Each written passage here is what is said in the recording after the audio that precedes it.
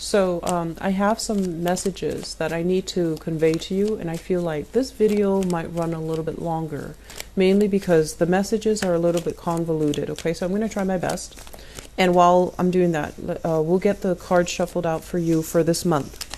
So first of all,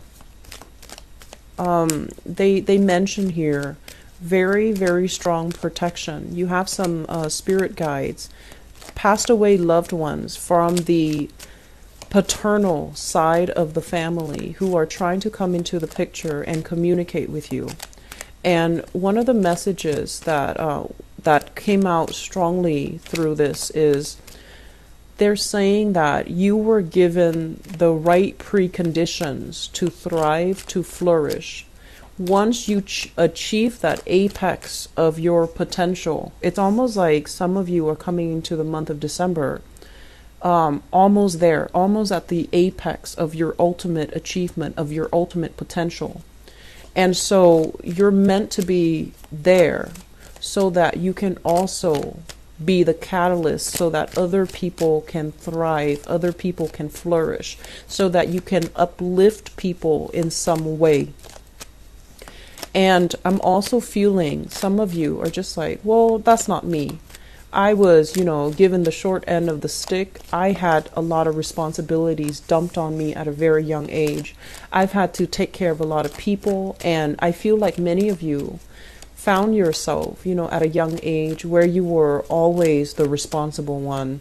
And because of that, parents expected a lot more from you rather than your siblings. And it almost felt like, it was like double standards, right? And then others, you were always a lot more emotionally more mature than your peers. And so you felt like you had to sit through very tedious, very superficial conversations. And you felt like the friendships just didn't bring you that sense of emotional homecoming, emotional satisfaction, emotional embeddedness.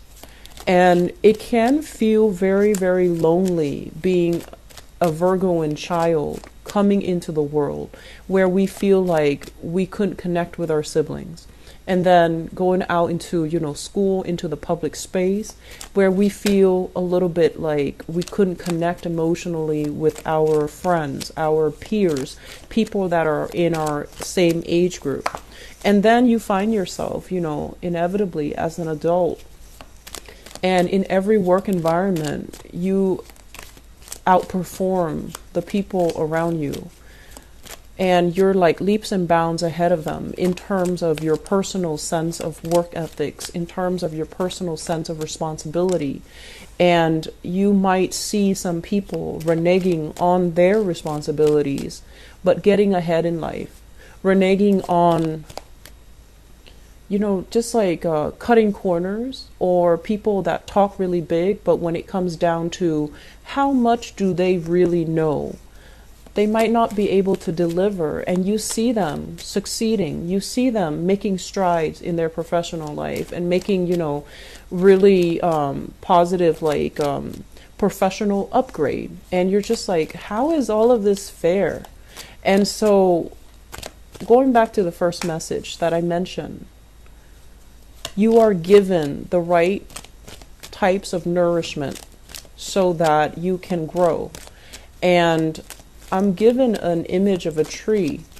And if you think about a tree, it needs to basically get battered left and right by wind, by, inclement weather, by rain, by whatever adversity the universe decides to throw at it, so that it can form a very, very strong, trunk, so that it can form strong limbs, so that it can, continue to thrive and flourish and provide shade for everybody else. And so is it, fair to compare us to the tree? But I feel like the right nourishment is the right amount of love, is the right amount of opposition, is the right amount of challenges, so that you can grow to the most, the optimal human being that you can be. And the right amount of nourishment in your mind has always been love, affection, acceptance, justice, right? like all of these things, that these really high moral ideals that you believe in. But when a life is too smooth, too easy, it can make people very, very complacent, sometimes lazy, sometimes, taking things for granted, kicking up their feet, coasting through life, cutting corners. And who knows, they might still get ahead. But the point here is that you have to really think about what is the right types of nourishment that we can give to another person.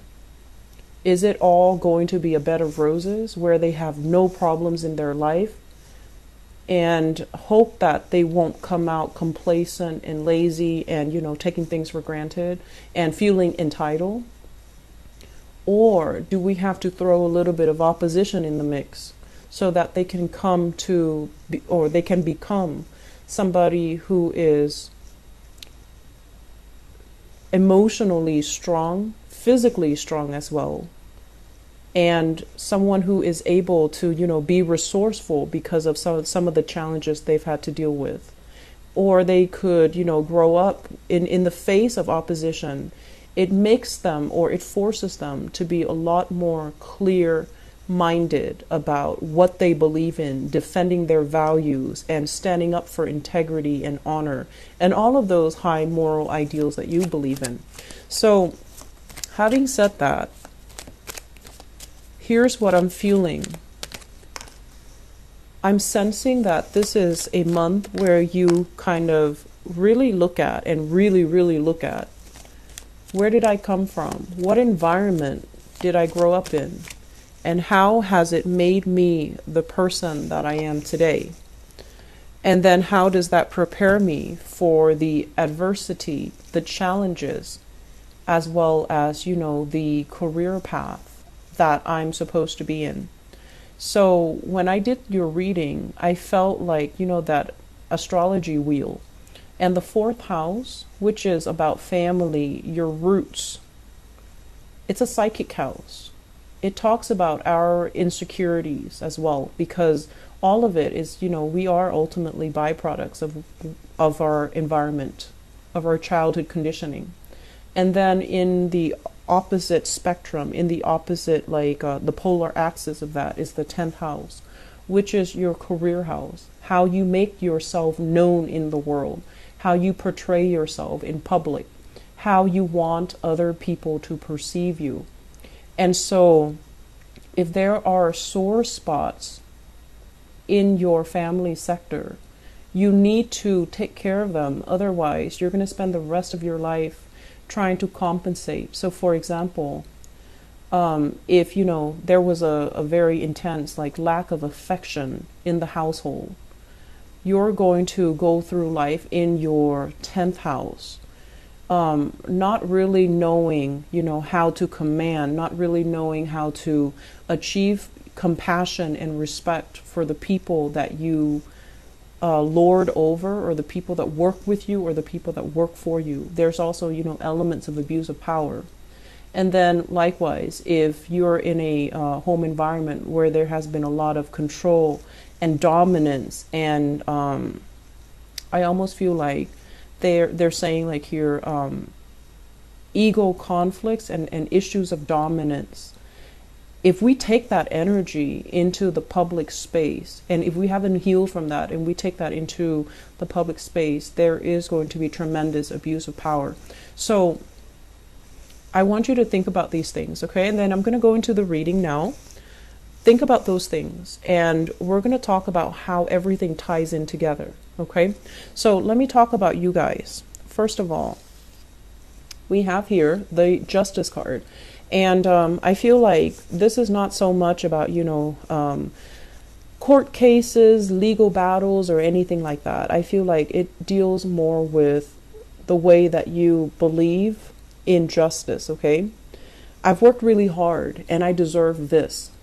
The other person is cutting corners. They don't deserve a promotion. They don't deserve a pay increase. They don't really deserve, all the good things that are coming their way. So many of you, despite everything that you've been through, despite everything that I mentioned before, this sense of I'm a really good person. Why are bad things happening to me? Or why am I not getting recognized for the work that I do, for my skills, for my assets, for everything that I bring to the table? I feel like there is a sense here that they're reminding you, they're gently reminding you that you're seeing things from your own perspective. You don't know where the other person has been. So for you to say, or for one person to say, that person, they slack off and they don't really deserve it. I feel like maybe they deserve a little bit of leeway. So maybe they need this pay increase, this promotion, a lot more than you do. Maybe they have other things in their lives that are kind of like spiraling out of control. So they really need this one boost of self-esteem. Otherwise, their house of cards would crash. So I feel like it's really important for you guys to hang on, first of all, to these high moral ideals. But at the same time, do not be the person that makes these judgment about who is worth it and who is not. And especially do not turn this judgment, this criticism onto yourself, where you feel like, am I really worthy? Am I really deserving? Because I feel like there is a big element here about you feeling that way, feeling like very exposed and very vulnerable, uncomfortable in your own skin, getting yourself into something that you're not emotionally or mentally prepared for, and then doubting your capabilities, doubting your skills. Am I going to float or am I going to sink? Am I going to be able to make it, or are other people going to laugh and mock and ridicule me? Okay, so this energy here, I feel that, the fourth house, like I mentioned, it's a very psychic house, and it deals heavily with, things that we hide from other people, things that make us really uncomfortable. And I feel for many of you, this is being in the limelight, being in the public eye. When you talk, a lot of people are going to be paying attention, being televised, being taken, having people taking pictures of you, and getting a lot of fame and recognition. And when it's in the reverse position, there's this sense about you where you are very, very private about your personal life. You don't want to, take on that Leo quality where you are hogging the stage or you are revealing too much about yourself. So I feel like there is a major fine line here about you guys coming in this month where you have to be, where you find yourself in this position where you really have to, hype up your skills. You have to really sell yourself, and you don't really know how, because your life is all about modesty. It's all about, believing that good things will come to good people. But sometimes we need to give ourselves credit when credit is due, okay?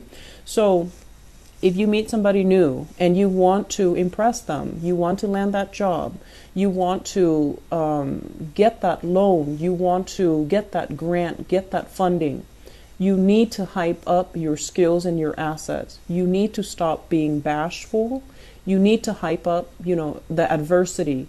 Where have I been? What, situations have I had to overcome to get myself where I am right now? And how much determination I have because I've overcome so much adversity in my life. So do not shy away from everything that made you who you are. Do not shy away from disclosing your past, because in the process of disclosing your past, even if something is might have been very painful, I feel like it's a very healing process, and it will allow you some insight, some wisdom into why things had to happen the way that they happened. They happened because you needed to have that sense of adversity at that age so that it can shape you to be who you are today. So I honestly feel like, this is a month where if you don't believe in magic, if you don't believe in, everything happens for a reason, you're going to come out of this month, and especially at the end of the Mercury retrograde cycle, December 23rd, you're going to come out of it thinking, I'm still alive and life is great and, everything is magical. And so I feel like there is a fairy tale ambience that is happening through this entire Mercury retrograde cycle. You're going to come out of it with all the fog lifted, questions that were unanswered, things that were very unclear, people deceiving you, things that you might have felt like there's something up, but I can't really put my finger on it. All of that is going to clear up, and you're going to know exactly what happened and where you stand with people. So we're coming, out of this Mercury retrograde cycle with a lot more clarity, with a lot more, I want to say, insight into other people. Why did this person say it like this? Why did this other person not say anything? Who are my allies? Who's there for you? Who's telling the truth? Who has my who is supporting me, and who's really, working against me? Who do I need to leave behind, and who is really showing their true colors? So I definitely feel that, you are a really, really good judge of character. You do give people the benefit of the doubt, but I know that many of you are very good observers. You pick up nuances in social interactions. You pick up nonverbal cues from people when you interact with them. And you always have really strong intuition about people because you have an eye for detail. But a lot of the times, the self-doubt, I could be wrong. I saw this, but I could be wrong. Or I felt this, but I could be wrong. Listen to your intuition, because I feel like it's never failed you in the past.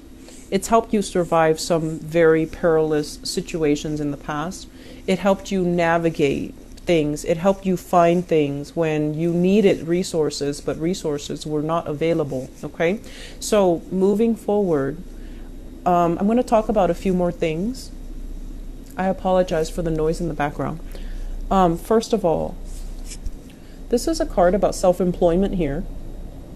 So for those of you who are thinking about changing a career path, or, at least segueing into a career path where you can expand your business, be a business owner, start a home-based business, or even start collecting clients. So in order to start your own business, recruiting people, getting, even funding for some type of a home-based business, or to start up something. Startup comes to mind. So I feel like it could be technology.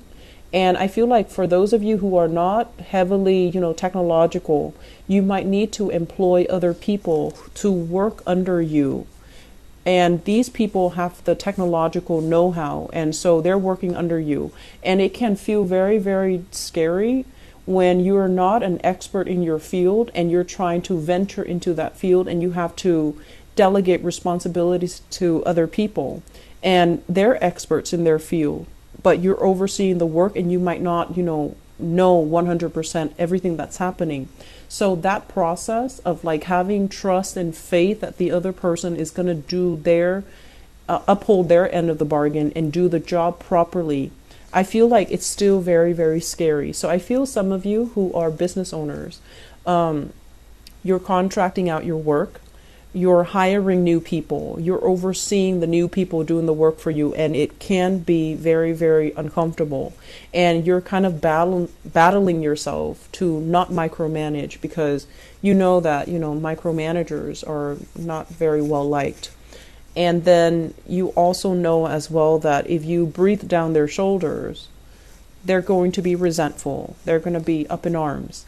But you also know that you have to give them, incentives for them to work fast. You also know that you can't give them way too much leeway, because then they're going to feel like they're self-employed and they're going to work at their own pace. So trying to find this middle ground where we don't micromanage other people, but we don't at the same time become an absentee boss and just let the workers run the ship. I feel like it's a very, very fine line, and some of you need to find a way to rectify the situation. And I would say that, the best policy overall is to be very strict in the hiring process. Who you bring on board, do they have good recommendations? Doing that to begin with is going to save you a lot of trouble. So you're in the process of experimenting, and I feel like it's kind of like at the later stages of this process of experimentation, because you've already got some things finalized and you're already on track to recruiting possibly the best of the best and people that you trust. So I feel like there will be a lot of opportunities for collaboration. I feel that there will be opportunities, for leisure time, mainly because other people are doing the work. And you're not going to be terribly busy, so you definitely have enough time to start a new venture, to start a new business, to do something on the side to create money for you. Look into the stock market, look into, investment opportunities and, studying something that you've wanted to undertake but didn't have the time in the past, okay? So moving into this month, there is going to be a major, major change and a major overhaul in your financial situation. We have here the Four of Pentacles and an Eight of Pentacles right on top of each other. So this is kind of like releasing something that is very security oriented, something that we were very, very fearful to let go because we feel like, what's the alternative? Once I let this go, what else is going to be in store for me? Am I going to be the same?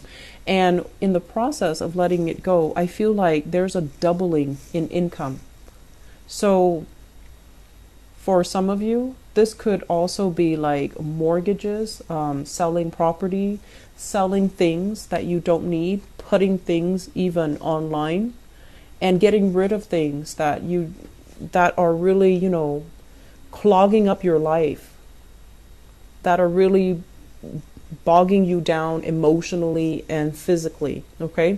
Getting rid of things. So I do feel like a huge income jump here. So if you are adamant about, looking for work, because this is all about sending pieces of yourself out into the universe, either through resumes, through CVs, through some type of, especially online nowadays, online job recruitment portals, I do feel that it's going to allow you, the steps to get there so that you can double your income, so that you can achieve a lot more job satisfaction, have a lot more free time, even reducing the amount of hours that you work so that you can work and not feel pressured.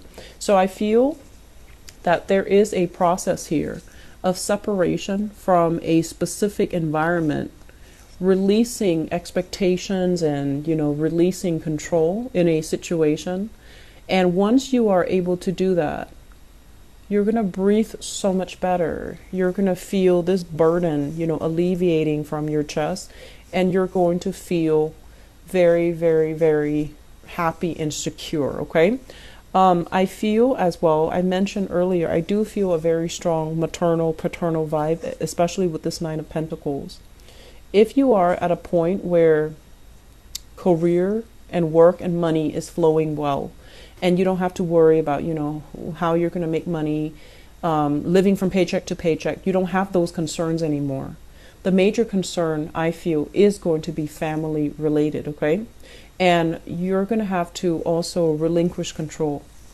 Don't be the one person that comes to everybody else's rescue. When they mess up, let the other person deal with the consequences, okay? This is how we teach accountability, and this is how we teach someone to understand actions and consequences.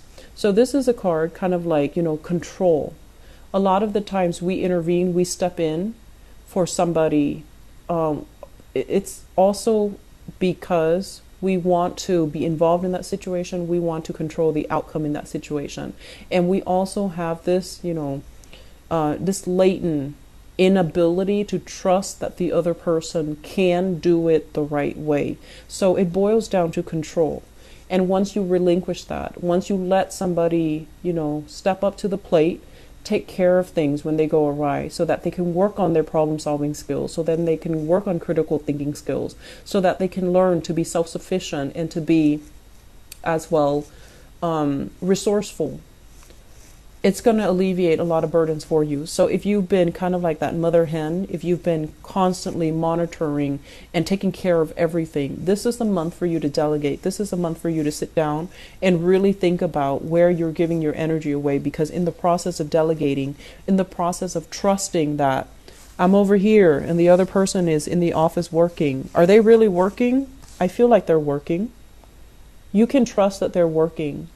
And so relinquishing control and allowing the other person to step up and take care of things, I feel like it's it's a major, it's difficult. And I feel like for some of you, it can bring about a lot of anxiety because you want things done a certain way.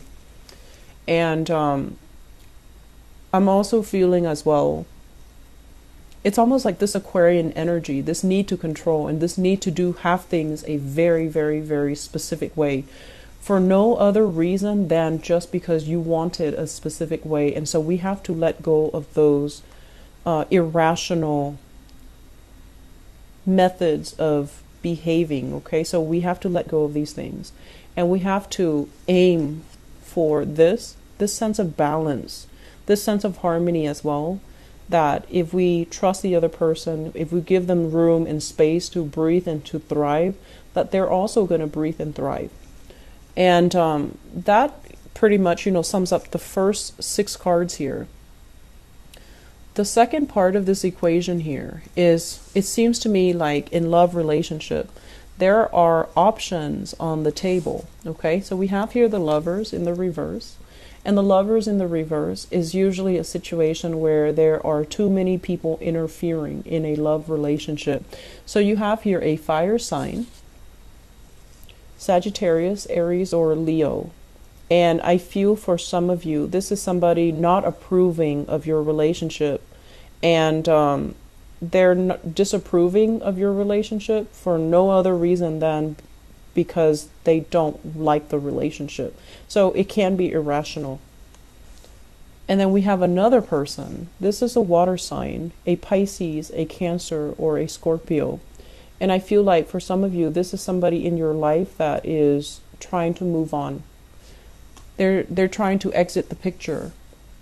And I'm also feeling as well, if you are debating between these two characters, if it's a situation where both of them are involved, I feel like the fire sign might be a more truthful, honest, stable relationship partner. I'm going to go into your love reading in a little bit, but I feel like this reading is very, very loaded, okay? It's loaded with messages, and I feel like it's very, it's forcing you to really think about, some of the things that you have grown up believing about yourself. Are you lovable? Are you worthy of all these good things that are coming to you? And I also feel as well, it's forcing you to re-examine some things in terms of, you've had to deal with a lot of difficulties at a young age compared to your siblings, compared to your peers, like I mentioned. And these are character building life events that shape you into the person that you are right now.